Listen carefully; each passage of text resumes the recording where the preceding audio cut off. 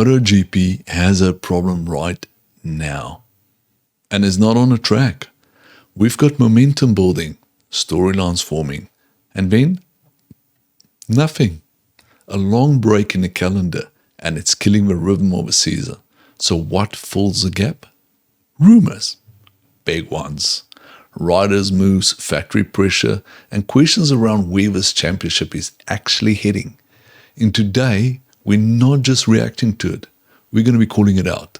Because there are some very real signs starting to show, especially around Marquez. And Don has gone one step further. He's already calling next year's world champion. This is the angle.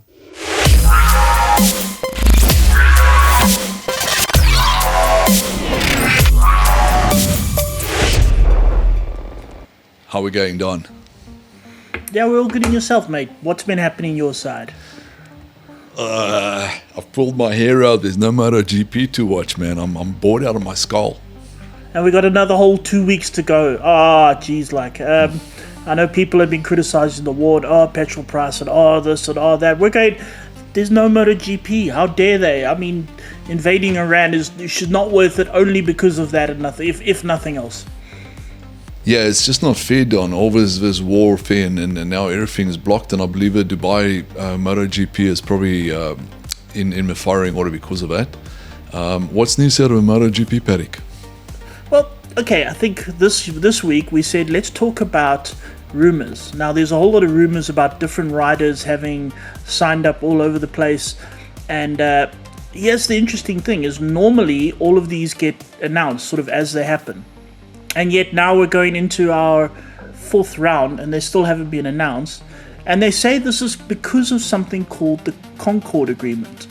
Now the Concorde Agreement is what they have between the rights holders, which is now Dorna or Liberty Media, and the teams and the manufacturers. So for example, Liberty Media makes money from TV rights, sponsorships, commercial deals, all that kind of stuff. And then either the teams or manufacturers must either pay them to race or they get paid to race and all that. At the moment, the teams and manufacturers get paid to race. They actually get money. So each team and each manufacturer gets money and gets rights and gets to make decisions. And just how that all fits together. The last Concorde Agreement, it finalizes end of 2026. The next one will go from 2027 to 2031. And there's a whole lot of agreements going on. For like at the moment, a manufacturer or team will earn a fixed price. But the teams are getting a little bit upset about it because they're being given more work to do and more stuff happening and more responsibilities, but not more money. So the teams are now pushing for percentage of earnings, which Liberty Media apparently is not all that happy with. But they still need to sort that out. And until they sort that out, the sort of future of the teams and what they can expect and hope for is not concrete. So although there's been claimed about all these different agreements going on, very few, in fact, only Bezecchi and I think Toprak Razgatlioglu, or I think Jan Zarco.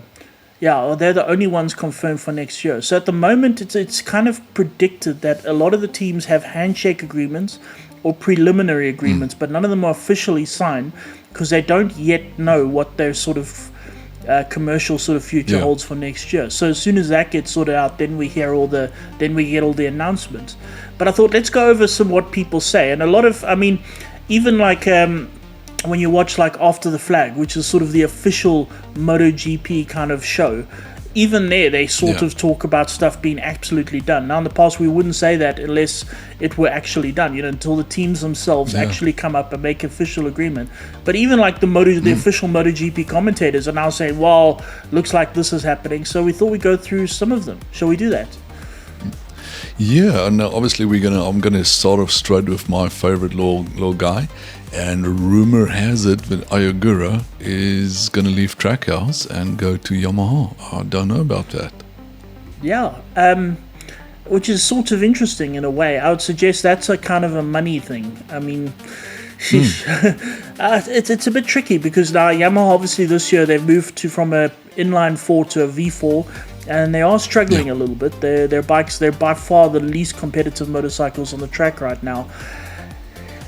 I mean, why would you leave Aprilia at the moment as the dominant manufacturer? Why would you leave that and go to Yamaha? I would say first of all price. Obviously, okay, Yamaha, Japanese and Japanese, that works well. Obviously, they might have offered him a good deal of money, and then he also kind of gets the promise of that the bikes will improve and he will be part of it. But he's a relatively kind of new rider in the grid, and you're trying to build your confidence and build a name for yourself. Do you want to do that by moving to a manufacturer whose shall we say, competitiveness is still in question? I mean, does that make sense? I'm not entirely sure. Well, the thing is with the Yamaha squad, and I'm obviously gonna clump in the Pramac bikes.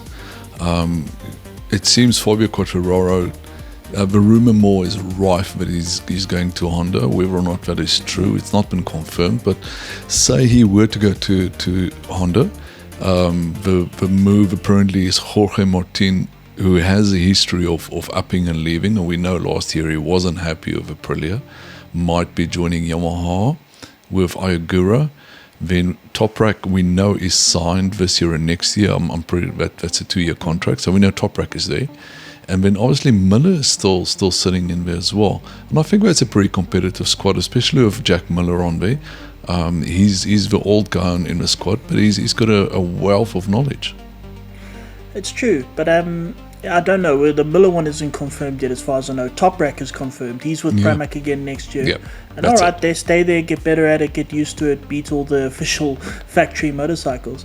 But this is where it gets kind of interesting, because a lot of these teams, and always before, they used to rush to go and sign their riders.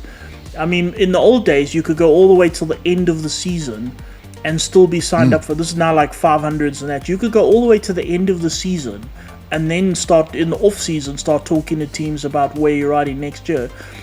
At the moment in the off season, they're talking about not the year to come, but the following year after that. They're already discussing, and herein lies the danger of that. I mean, you've got Martin, who wasn't happy with Aprilia, so he did some deal and then signed up with Yamaha. So he's leaving what is currently the most competitive bike for what is currently the least competitive bike, and he did all of that before they turned a single wheel on the thing. And that I think he's kind of looking at it and going, replacing Martin at Aprilia is again Pecco Bagnaia. Now Pecco Bagnaia I don't think was very enamored with Ducati from last year, when they just basically gave them a bike he couldn't ride but Marquez could. At that point you're kind of going, look, I've been with you guys forever, I've helped you develop this, I've helped all of that, and you always feel a bit betrayed. So he obviously left. Now Aprilia thought, okay, Pecco Bagnaia, let's grab him quickly, and he's also not exactly. There's not exactly sparks going on there. Although I would say they've got Mazecki, who's their strong rider. The great part about having Bagnaia on the team is he brings the wealth of knowledge from Ducati regarding how the bikes work, how Ducati's sort of internal mechanisms works, how their policy, their strategies, how they work with their development, and a feel for the bike of where the Ducati is stronger. So they do get that in. So even if Pecco Bagnaia is not a winning rider, they do get all of that stuff in. Although Pecco Bagnaia, as we've seen before, if he's on a bike that he can ride well, and he's with a team that sort of helps kind of raise him up, he is unbeatable. I mean, in the right conditions, but it needs to be the right conditions. So, for all we know, I mean, Aprilia seem like a pretty kind of easygoing bunch. It does seem like it's a very easy motorcycle to ride.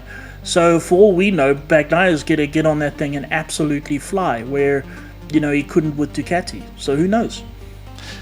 I honestly believe that it's the dream team, the Italian bike, Aprilia, and the 2 Italian riders, both out of a VR46 camp. Those guys know each other well. I do believe they have probably a very similar riding style. They've been through the same school and fought. And I think Pecco is going to fit in Aprilia beautifully well. I'm a little bit concerned because there was a situation with Jorge Martin where he joined the KTM team, and then he wasn't happy. He signed with him, and then he wasn't happy with a contract. And I'm a little worried about Yamaha going forward and his future prospects. Yeah, Martin is a bit of a strange character. He's I don't know, he's sort of odd. And I mean, people say he's a nice guy off track, but he just seems to, I don't know, it's like he seems to sort of, he seems to have the ability to rub people up the wrong way, if that makes sense. We've seen a few times now where he's just not happy with the contract and he kind of leaves. So I don't know when he's going to sit there and he's going to essentially end up. Well, we don't know. Let's see where Yamaha goes with this. At the moment, they're far behind. A year is a long time from now. At the beginning of the season, there were guys signing on riders based on what they knew then, and then 3 months later, everything was completely different. So we don't know. For all we know, Yamaha's been using an 850 motor the whole time, and that's part of why they're so slow, if you know what I mean. And maybe next year it'll just all change completely. So we don't know. But I mean, if Martin, if Yamaha carries on like where they are now and they're still busy developing their bike, Martin's going to have a bit of a hard time. He's going to find himself on a very different manufacturer. I don't think he's dealt with the Japanese before. He's going to end up on a very different manufacturer trying to develop this thing, and he's going to get Fabio Quartararo problems where he's in his prime and he's sitting on this bike that's busy being developed and he's wasting away his prime on a bike that's not really functioning. But anyway, so they say Yamaha is going to be Guru and Martin, it's a strong lineup of riders. I mean, I think Alex Rins is not. I don't think he's going to have a hard time on a seat. That's on the official Yamaha team. Who knows what happens? I mean, last year we at the beginning of the season, who would have thought that Aprilia would be leading by the end?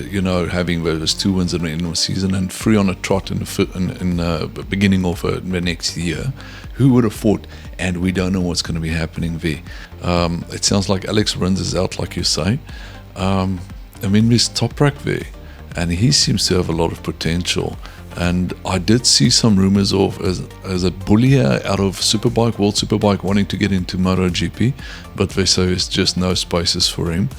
So the currently only World Superbike champion guy in there is Toprak.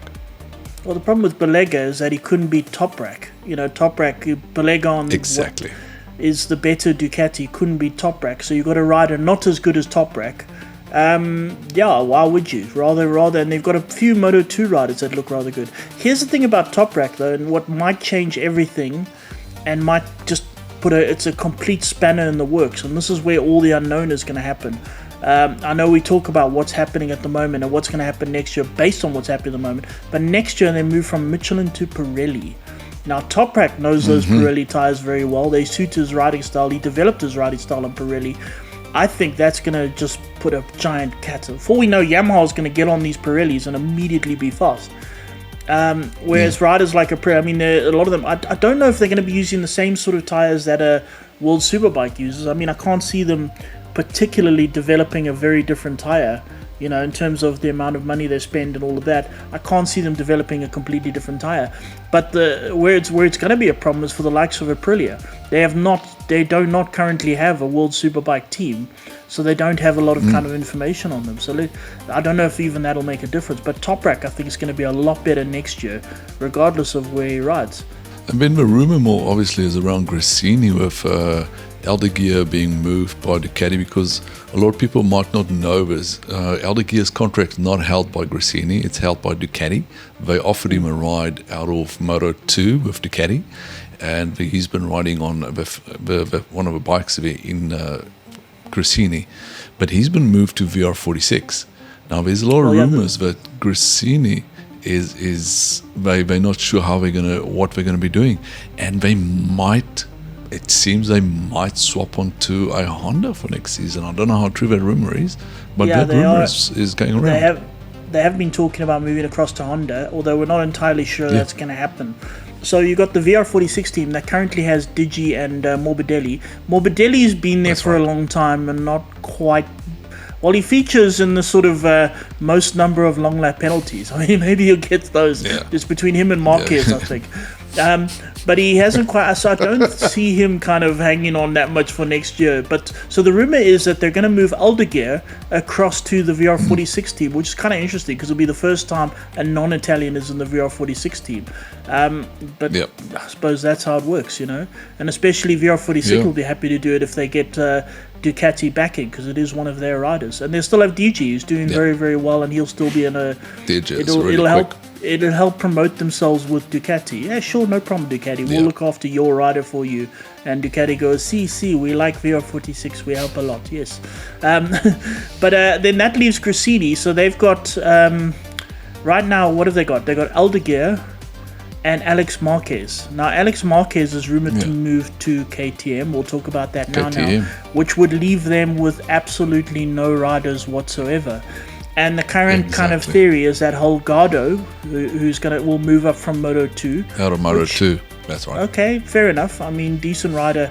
The thing is, Moto 2, there's David Alonso, who's still kind of new there. He looks like he's a proper kind of rider. But some of the others, I don't know. There's no Pedro Acostas. There's no Marc Marquez's. There's no rider that stands out heavily in Moto 2, unless the whole entire field of Moto 2 is really, really good, and they're all really good.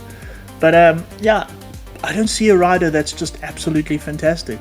But they say Holgado might move across. Then they also say Gresini is going to take on Bastianini, which just kind of baffles me a little bit. I don't know how true that is. I heard that rumor. But he's going to go back because his most successful season was with Gresini, and I've heard that he might be going back there.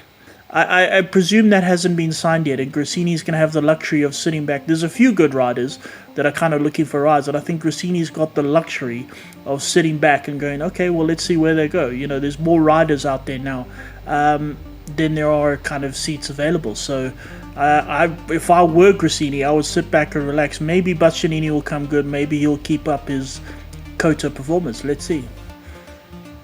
Well, the thing is, if Bastianini leaves KTM, we know Pedro Acosta is going across to Ducati, apparently. That leaves a big void in the KTM squad. Like you say, Alex is going to be going here, but that leaves a spot open at the KTM squad. Well, again, I don't quite understand the Alex Marquez signing. He was, again, you're signing riders based on their 2025 performance. And Alex Marquez just hasn't done anything this year. He was on the 2024 Ducati last year, which we think was the best bike on the grid in general. So he sort of outshone, he sort of looked better than he maybe was. And in 25 so now he's going across to So KTM lose Pedro Acosta, they gain Alex Marquez. And then the other rumor is that they're punting Brad Binder out of there and putting in Maverick Vinales. And I don't agree with it. I'm sorry, I don't. You've got Alex Marquez, who's not that great, and Maverick Vinales is good when everything is going well. As soon as one little thing goes wrong, the left-hand grip is half a millimeter off of his feeling of this, that, then it all goes to hell, and he just can't function, and then he loses his temper and starts over-revving them. Anyway, no, sorry, that was Yamaha. But I just don't see... So you've got two kind of mediocre... So one rider who's very good when all is going well, and one rider who's kind of mediocre. And they're chucking Binder out, who's... I don't think Binder in this... Okay, I know I'm South African. I'm a little bit biased towards him. But I mean, Binder's been struggling with the tyres. Also, similar to kind of Toprak. He's struggling to brake hard and turn hard. And that those Michelins and the way the KTM's been set up just don't work. Next year they're going to Pirellis, which should suit Binder better. And he should go better on that. But you're getting a rider like Vinales, who, if a mechanic tightens a bolt slightly too tight somewhere on the fairing, suddenly can't perform. So I don't know. I don't think... I question KTM's judgment here. They do, however, reckon that Binder will probably go down to Tech 3. That was now been taken over by Gunther Steiner, the Formula 1 guy. He's also been talking with Honda. Now, KTM, I mean, there's a lot of questions there. They've been taken over by Bajaj. They've been doing a whole lot of scaling down. The labour force there has been scaled down a lot. It's going to be scaled down even more. I've got friends who work at the factory, and it's been tense there for like the last year and a half. It's been very tense. A lot of people are already out of jobs there, and it's all a bit questionable. And I think he's kind of looking at the long-term future. But there's potential that Binder will move there. And the second rider, no one knows. They don't actually know. This is a giant question mark. And I think Tech 3 is also in the kind of fortunate position, a bit like Gresini, where they can actually sit back, because now next year there's going to be a whole lot of riders out of a job looking for a seat. So they can, both Moto2 and MotoGP riders, even Bulliger maybe, they're all going to sit, they can sit back and kind of wait and see what happens, and wait and see what they sign and who looks good and who's going where. But I think it would be a mistake when moving to Pirellis. I think it would be a mistake to let go of Binder. again, we'll have to see the rest of the season. He had a bad race at Kota, and we'll have to see how the rest goes. Unfortunately, Don, and I've got nothing against Brad. I'm a big fan of Brad, and I do think he's got potential. But I do think every rider on that grid, given the right circumstances, has a potential. And unfortunately, you're only as good as your last race, and that's how the cookie crumbles at the end of the day. Maybe he can make a comeback. Look at Miller. I mean, he's gone around everywhere, and he seems to have fun, and everybody likes him. And I think Brad's like that. People like him. He's a likable person. And you never know. One door closes and another door opens. Something I've been looking at, and I've been wondering about, this domination of Ducati through the years. For 3 years, they dominated. And then last year, there was this gentleman's agreement. No bike engines were going to get developed. And a lot of people say, that's why Ducati is not performing this year. They miss the point. It's not just Ducati. All the manufacturers have put a halt on their engine development for this year. Thus, the Aprilia motor is also the same as last year, as the Ducati is from last year. So all the gains we've seen is on aero and suspension. Except for Yamaha, but they have those concessions, so they were able to go to the V4. But That's you're right. right. I mean, Aprilia have a completely different aero package, completely different frame. It's so funny how all of that makes such a big difference now. What was it? We're going to talk quickly. I want to talk about Honda. They've got Fabio Quartararo. Now that should be good fun. We'll be keen to see what he does, because I still do believe he is one of the best riders on the grid. And we've always seen he's always been kind of top Yamaha and putting the Yamaha where it shouldn't go. So I'll be interested to see how he performs on the Honda now. And then the second seat for Honda next year is probably between Marini and Mir. Where it's a bit interesting, because you've got Marini, who's a good sort of consistent rider but not a top rider, versus Mir, who hasn't finished a bloody race in I don't think he's finished a bloody race this season. So No, he's not. He's literally not finished a race all season. I don't know. I think if I were Honda, I'd sort of say, okay, you two gents have had your turn. Let's grab somebody out of Moto 2 or somewhere, or give something else a go. Can I just talk about potentially the 2027 world champion, and possibly even a walkaway 2027 world champion, Pedro Acosta on a factory Ducati? Bold claim. And you were saying this earlier on. You were saying there's no Pedro Acostas in Moto 2, but I did want to remind you that Pedro Acosta, like you say, is like Marquez. He's like Valentino Rossi. He's just an absolute phenomenal rider. They don't come around every day. No. It's a bold statement, because we don't know what's going to happen in those 850s. Pedro Acosta, does he have a potential? Yes. Is he going to be on a better bike than he is currently? Yes. Probably. Are they going to be as competitive as Aprilias? And who knows about the new Yamahas and Hondas? I don't know. It's a big bold prediction. I do like the prediction, but I'm going to keep supporting Bez. I've grown. I didn't like. I tell you what. Okay, this is not fair. I didn't like Acosta at first, and it's got nothing to do with his personality. I hear from some of the KTM people, he is a lovely fellow, that's great, and he's never done anything kind of cocky or wrong, but he's just got a face. Yeah. He's just got this sulky looking face, and this is so very. You just sort of look at his face, and you sort of think that looks like the sort of face you want to punch. No, man. I do find him, though, for a guy that young, he does look a bit more mature and more older, I'll tell you that. No, he does. But he has this kind of sulky look on his face, and that's not a reason to punch somebody. But I mean, this is sort of a very subjective, illogical, So violence in South Africa coming out of you. You guys are all violent, man. Look at that guy. He looks terrible. I want to murder him, Very South African of me. No, but I have grown. My appreciation for Acosta has grown, and if you judge it merely on the metric of how he rides compared to all the other bikes, the same bikes as him, he is winning by miles. He is so far ahead yeah. of the next KTM rider. He is. He's in a different league at the moment. Maybe KTM have put all their focus only on him and he's got a different bike. I don't know, maybe. I've heard whispers that might be true, although I can't confirm any of it. Yeah. You know, I'm not gonna mention my source, but yeah, I have heard whispers that might be the case. But if you work purely on the metric of how he compares to his fellow KTM riders, he's the best rider on grid. And if Ducati is strong next year and he's on that bike, it's possible that Marquez might be in for a bit of a problem. Speaking of which, how absolutely sure are we that Marquez is on the grid next year? Marc Marquez. Yeah, I was talking to you earlier on, and I said to you, because you explained the whole situation earlier in the season with Marquez not wanting to sign a 2-year contract. He's only signed a 1-year contract, and my speculation is he might be really injured. And I think if Jerez doesn't pan out, this is a bold prediction.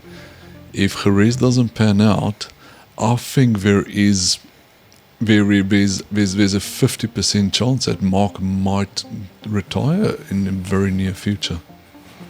Well, he's had a month off now from racing. He's had a month more to recover, thanks to the Qatar round being moved to the end of the season. So he might be a lot better, but we don't know how sore he is. As we explained last time, he hasn't got the same demeanor on the motorcycle. You look at the way he's riding, his riding style, his stance, you can just see when a rider is not only aggressive but also confident, and he doesn't have it. He looks a bit timid, and it's not something I can like exactly sort of describe, but you just look at the kind of the stance of the rider, the movement of the rider. He looks timid on that bike, and whether that is because the bike is not working or whether it's because he's a bit sore, we don't know. And it's possible that he's just really sore. But then that leaves the next question of how much of it is the injury and how much of it is kind of long term. For all we know, he's still suffering with a shoulder injury that's still recovering, in which case it will eventually recover. And even if it's still hurting at a res, we don't know. By maybe in July it'll start feeling a lot better and he'll be up to his normal par again. We don't know. And I think that's his official statement was regarding signing for next year was he's waiting to see what his shoulder does, which would suggest that it would suggest that he is waiting. His shoulder is still giving him trouble, and we are going to wait and see what happens. But then again, we've had other riders that have shoulder problems. But it's difficult to kind of compare them. I mean, how bad is the shoulder? How bit of a problem is it? But I mean, if it doesn't come better and he's not totally with it and he's not getting on with the Ducati and he's not feeling any better halfway through the season, it's possible he might just say, do I have to do this? Do I still have to do this? Remember, we said, how long will Marc Marquez race? Until he stops having fun, until he stops enjoying it. We had Rossi, who carried on racing long after he was competitive because he still loved it. He still wanted to go to the track every race, and even if he wasn't winning, he still wanted to be on those bikes and riding. And if Marquez, I mean, he's a multi-millionaire, he's achieved a ton. He could step away right now and live the rest of his life perfectly happy. I think he's engaged now. Maybe he wants to do the whole family thing. I don't know. But yeah, if by mid-season he is not having fun. Throw back a few years, Don, and I used to be a big Doohan fan. And Doohan was world champion and he was winning, but he was struggling with injuries. And I've seen this before. So Doohan was racing, and then Doohan had a big off. And we knew he was struggling at the time with medical conditions. And that was where the straw broke the camel's back, that last little straw. And I mean, I don't wish this upon Marc, and he's got a huge fan base, and he keeps us entertained. At the very, very least, like him or don't like him, he keeps us entertained. Well, it might not just be a big off, it's the thought of another big off that could also do it. You had riders like, but there was also, I mean, Cole Fogarty, he broke his humerus in the same way that Marquez did, and that was the end of his career. McDoohan, as you said, he had that big off in the the early 90s where he nearly lost his leg. And then it was 1999 or 2000, I can't remember. I think it was 2000. He had that other big off No, 1999. He had that big off at a 99. res, and he ended up slamming into the barrier. He slammed into a sponsor right. board, and he was just knackered. And I actually saw there was a photo one of the journalists posted on Twitter, or X, or whatever it's called now, of Mick Doohan at the racetrack, still recovering, and he believed at that stage he was going to come back. He was waiting to recover to come back, and it just never happened. He just never got fit and healthy enough to actually get back on the bike. So we don't know. I mean, maybe Marquez is truly stuffed and is just not working properly anymore. Maybe he doesn't like the bike. Maybe it is the thought of another big crash that's putting him off. Maybe it's a combination of all of them. Who knows? But Marquez on the grid next year is not guaranteed. What I will tell you, though, is if Marquez does recover, get up to full strength, signs with Ducati, and ends up on the same pit as Acosta, that's going to be interesting. That could potentially be very interesting. And I was reading how one of the other riders was actually saying that Acosta could be Marquez's rejuvenation. A bit like Lorenzo and Rossi. You know, when Rossi ended up in the same pit as Lorenzo, he was sort of rejuvenated. He's got this little whiz kid in his pit, and he has to damn well beat him. He must damn well beat him. So it could be a new kind of motivation for Marquez for next year. So let's see what happens. It could be a lot of fun. You sound convinced. You sound convinced that if Mark comes back, he is going to win. But who says he is going to win? Because Bececchi is actually really, really fast. Well, that's in where we, as I say, when it gets to sort of half season, a rider in their helmet, in their heads, whatever they say outwardly is never exactly the same as what's going on here. Marquez knows he will be behind Bececchi. He knows whether it's the bike. He knows whether it's himself. He knows how he is riding. And if we get to sort of mid-season and Marquez is sitting there going, I can't do this. I can't win anymore. And as I said, he stops having fun. And so when you stop having fun and you don't want to ride anymore and your motivation is gone, that is when you stop riding. That is how it happens. So Marquez will carry on riding if he's still motivated enough to ride, which I believe for Marquez's sake is winning. He wants to win. He's a winner. So if he still believes he'll sign next year, if he still believes he can win, which is why I think if Marquez signs, he will be, at least a force to reckon with. Maybe Bececchi will win again next year, and Marquez and Acosta will both suck eggs. Who knows? Hey Don, as always, it's fun chatting to you about MotoGP and what we see and we perceive. And I look forward to catching up with you in the next week or so. Yeah, we'll have to figure out about something else too. If we haven't all flippin' died of boredom because of no MotoGP again. But we hope we're entertaining in some way, and we hope you don't hate us too much. And please push the subscribe button. Come on, people, push the subscribe button. It's so easy. Just use your finger and go click on the subscribe, and then you make everybody's life better. Yeah, absolutely, guys. Hit that like and subscribe buttons. It helps us to build the show, and we do appreciate it. And we'd love to hear those comments. We do know you guys have some interesting opinions, so feel free to leave them below. Until next time.